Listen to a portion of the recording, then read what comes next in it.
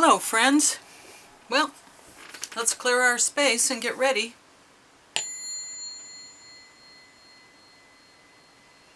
Okay, I'm gonna put this here today. All right. So, hope you're doing well. I brought back an old friend,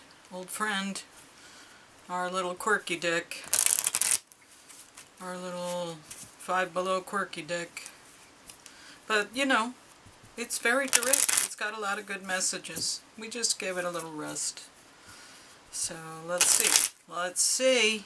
Oh, so we're doing of the months, and today is, we're going to start with March, because that's the real year.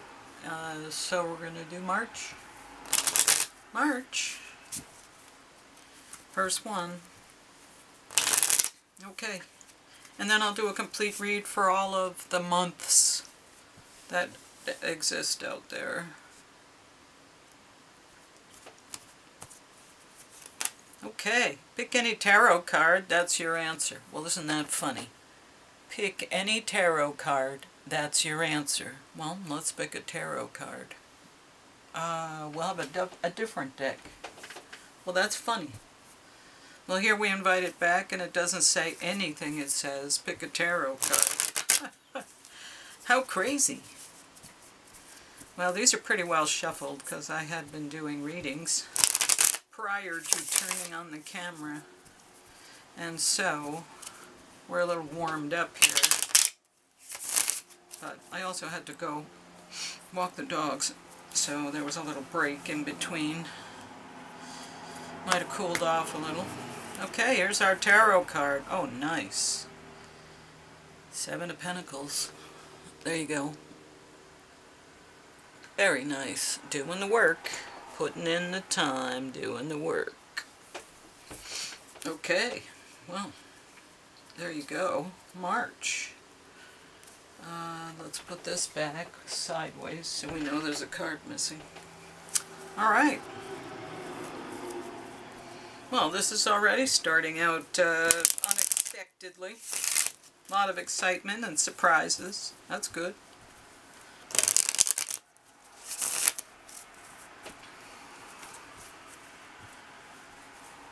Dynamic. Okay. Cosmic Oracles. You have the power to create the life you love. Remember that. Look at that. How cool. You have the power to create the life you love. How great is that? There you go.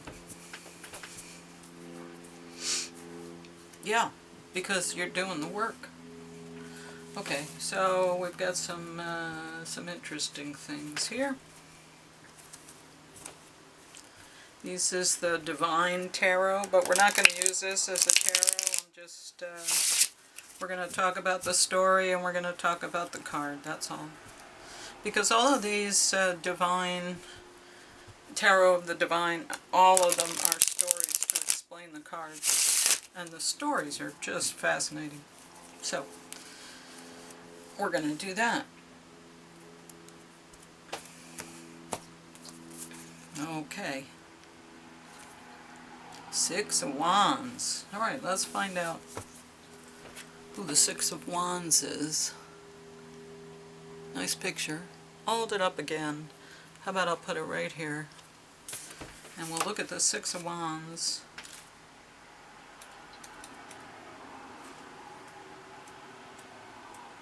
Wands.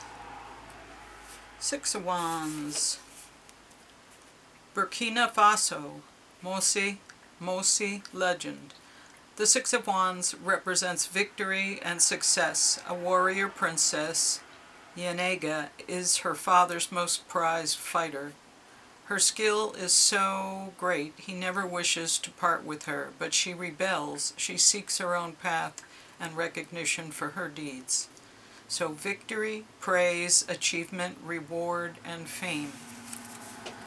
Okay, so she was his greatest warrior, And she rebelled. Wow. Wow. So there you go. Liberation. I'll put this here maybe.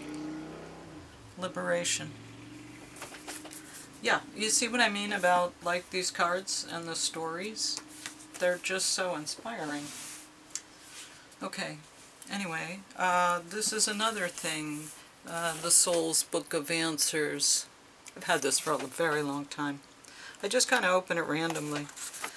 Associate with a wise friend who detects and censures your faults and who points out virtues as a guide tells of buried treasure. There you go. And that's from Dhammapada Cantor 6. Dhammapada Canto 6. Okay. Now, let's get into some energy and the tarot for March. If you're a March baby. Whoop.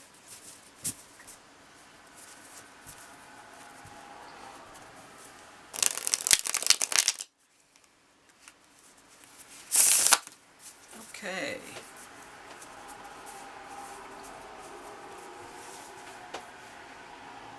I guess we'll put it up here. Alright, let's see what we have. I'm going to move this here to give myself a little space for my tail. Okay, the King of Cups. So we're showing up as the King of Cups. Someone who is emotionally mature, able to handle all kinds of rough seas, so to speak. Interesting. Okay. And the challenge is the Nine of Cups, so wish fulfillment. I would imagine that's achieving wish fulfillment, but maybe you have wish fulfillment and you have to deal with the fact that your wishes have been filled. Okay. Let's see. Eight of Cups, so walking away. Here's the wish fulfillment. Wishes granted. And that's the Eight of Cups, so you're walking away. You've decided to turn your back and walk away from something. Short-term goal is the Ace of Pentacles. Wow. Yeah. A gift of money. And material things. Six of Cups is nostalgia and memories and the past and thinking fondly on things that have happened, people being nice to you as a child. Okay, let's see. That's the Hierophant is the tools. So the Hierophant is generally associated with rules and structure and the dogma that exists.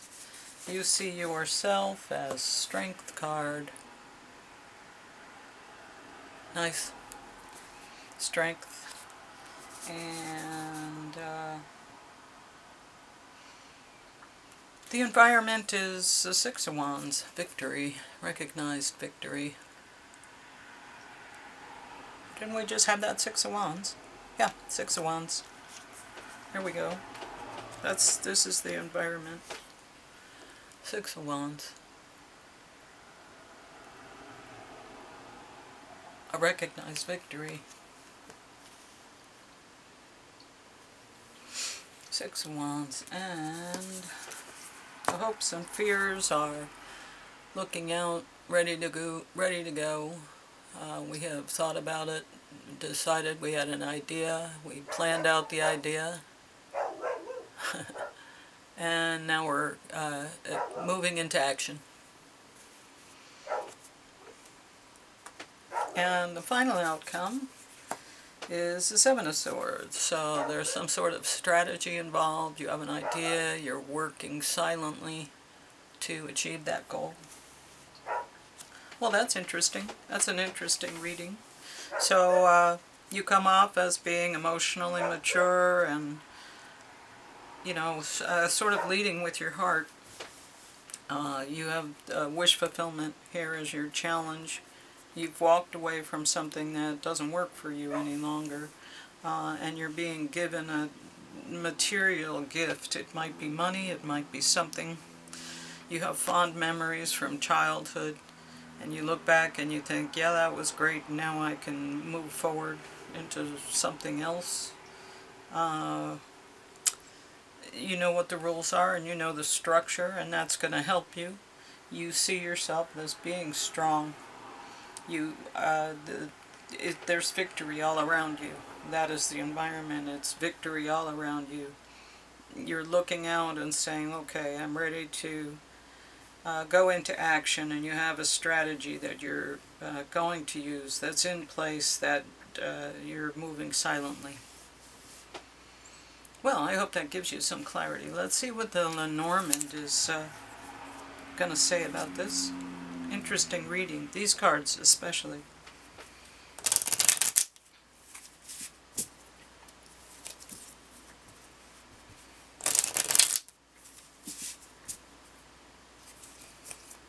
I don't know if people are going to buck, because I'm not doing zodiac signs. I'm still doing 12 readings, I'm just using the months. And the months are so programmed and imposed upon us, but I'm doing it for a reason. Because I'm doing it to be different, and I'm doing it so that people who don't want to listen to the stuff about the zodiacs can approach this and say, oh, she's not doing it from the zodiac, she's just, I was born in the month of March. That doesn't mean anything except I was born in the month of March, that's it. So, and these readings have to have relevance because they're tarot cards, they always have relevance. Alright, messages coming in from maybe far away, Europe, maybe further than that. Rider, more messages, bringing in information. Ships are coming in. And the star.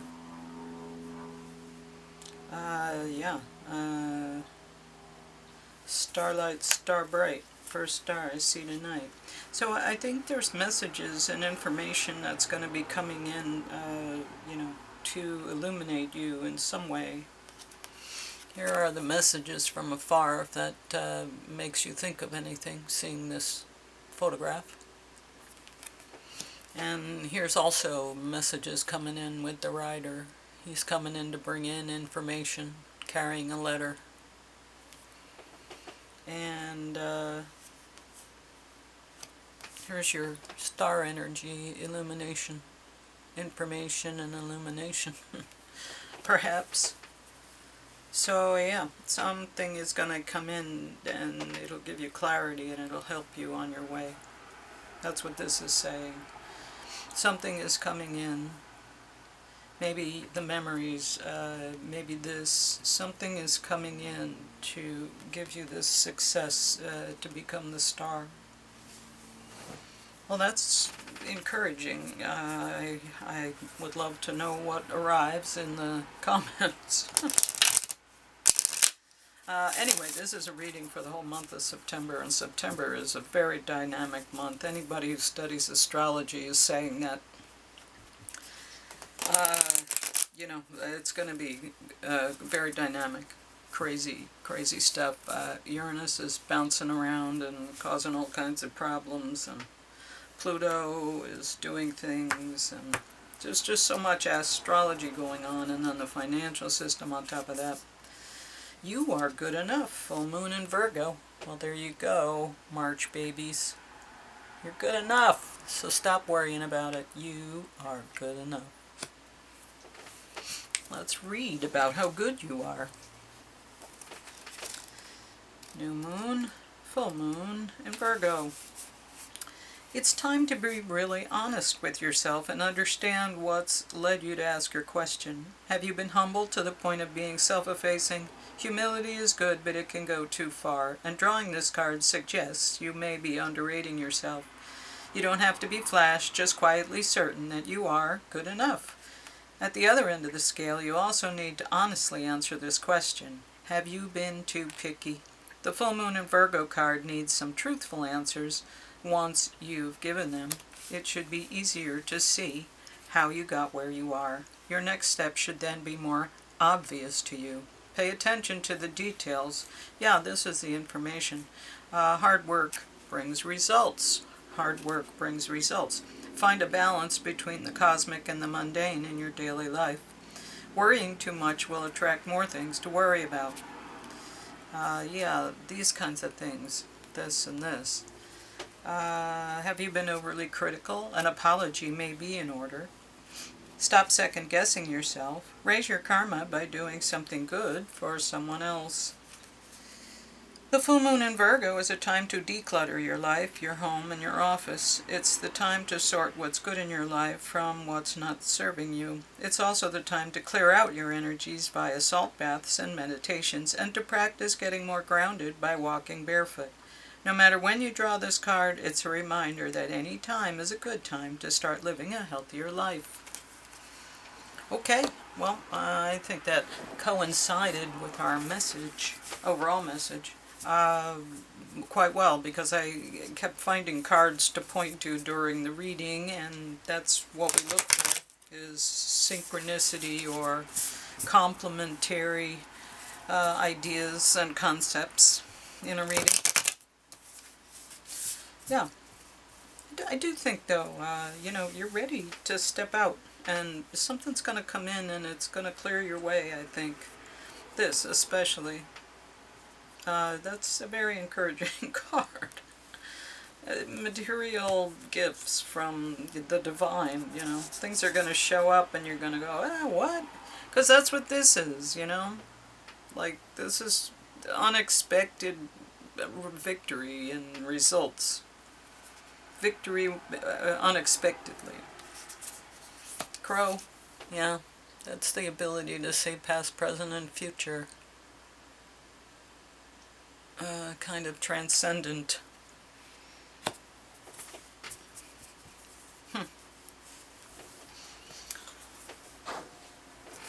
Yeah, March. Well, this is a good reading for you, March. Crow.